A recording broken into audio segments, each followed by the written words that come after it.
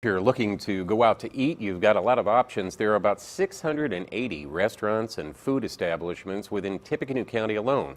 But the cleanliness of some may be less than the standards you maintain in your own kitchen. 3 years ago, News 18 investigated which restaurants were the dirtiest in the area and gave you a look at how a food inspector does its job. And starting tonight in a series called Dirty Restaurants Revisited, Dan Klein takes another look at food inspection reports and reveals what you can do in your own home to make you and your family more safe. The Harbor City restaurant had the most violations last year with 56, a dozen more than the next highest restaurant. They include 27 critical violations which can make you sick, including dead flies in a sugar container, live flies in the kitchen, and adult and baby roaches behind several canisters and around the fish tank. Inspectors also warned the restaurant 6 times and fined it once.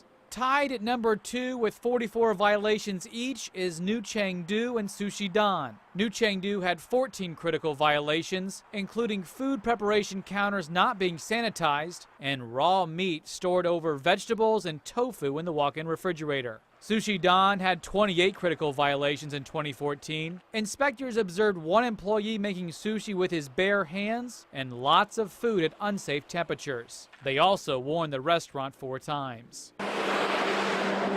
Ichiban came in at number 4 with 38 violations, 21 of them critical, including pink slime inside the ice machine and black slime inside the soda nozzles. Number 5 may be a bit of a surprise, the Payless in West Lafayette, which had 32 violations, 4 warnings, and was even fined on one occasion for chicken in the self-service case held at unsafe temperature. Harbor City, Sushi Dan, and Ichiban have more in common than just the number of violations. Each opened in either August or September of 2013, but was not inspected for at least the first 8 months of operation. In the case of Harbor City, it took more than a year, until October 2014 to be inspected. County Health Department Administrator Craig Rich says, They got into a lot of bad habits. Rich says staffing changes and shortages in 2013 caused the department to get significantly behind. Restaurants, which are supposed to be checked twice a year, often only got inspected once, some not at all. And it shows in the final totals, where the most frequent violator in 2013 was the Marsh on South Street with 18 violations, less than 1/3 of Harbor City's figure in 2014.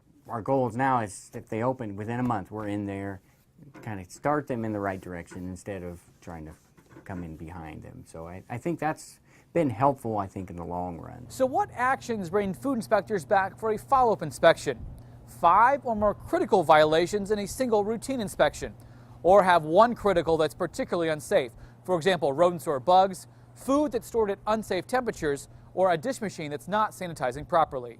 Inspections have changed through the years. A focus on floors, walls, and ceilings has been shifted to a larger focus on employee behaviors and food handling. It takes a little bit more time, and you really have to be conscious of what's going on and see things and not see things as well. For example, who did and who did not wash their hands. With 3 full-time food inspectors and another working part-time, Rich says each person will see things a little bit differently, but he's working to be more consistent overall, which he says is a major reason behind an increase in the number of violations handed out. Restaurant owners, managers, they like consistency. They want and so if they know what to expect, they know what we're looking for, I think it does help with compliance. Compliance in the kitchen to make for a healthier and safer experience for the customer. Reporting in Lafayette, Dan Klein, News 18. There are 16 restaurants or other food establishments which have 20 or more violations, fines, and warnings. Right now on WLFI.com, we've got a photo gallery of each one of them, along with a list of the inspection reports from last year, along with the 119 warnings and 9 fines that were issued. Just one place, La Fiesta Market, made this year's list, as well as the one 3 years ago. Tomorrow night in part 2 of Dirty Restaurants Revisited, Dan Klein takes Craig Rich on a tour through the kitchens of meteorologists Chad Evans and Amber Hardwick to see what violations he can find and to help learn what you can do to make your home as clean as a commercial establishment.